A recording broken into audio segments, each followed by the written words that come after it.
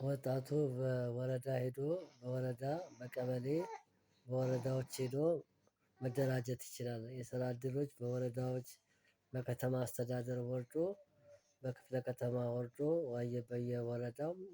በየወረዳው ስራ እድሎች መጥተዋል። ወጣቱ ስራ መሳተፍ አለበት። ስራ ሳይንቅ ስራ ካጣ እዛ ወረዳ ሄዶ መደራጀት አሻራ መስጠት አለበት። የመደራጀት አሻራ መታወቂያ ይሰጣል። የመደራጀት ያለመደራጀት ይሰጣል። ያለመደራጀት ተሰጥቶ ተደራጅቶ መስራት ይችላል።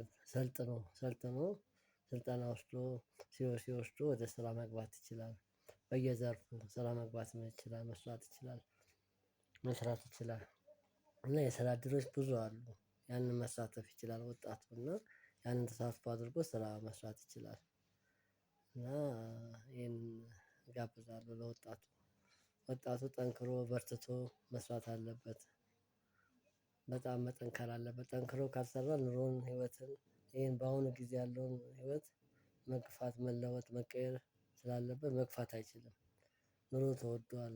ብዙ ነገሮች በጣም ጊዜው በጣም ከባድ ነው። ካልተሰራ ካልተለፋ መኖር አይቻልም። እና ሰርቶ ለፍቶ መኖር አለበት። እግዚአብሔር ጥረህ ግረህ ብላ ይላል። እና መጽሐፍ ቅዱሱ ለፍተህ ጥረህ ግረህ ይላልና ለፍታችሁ ጥራችሁ ግራችሁ ብሉ እንጂ ቁጭ ብሎ መና ከሰማይ አይወርድም። ከእግዚአብሔር ቤት መና አይወርድም። ሰርታችሁ ለፍታችሁ ብሉ ወጣቶች ስሩ ተለወጡ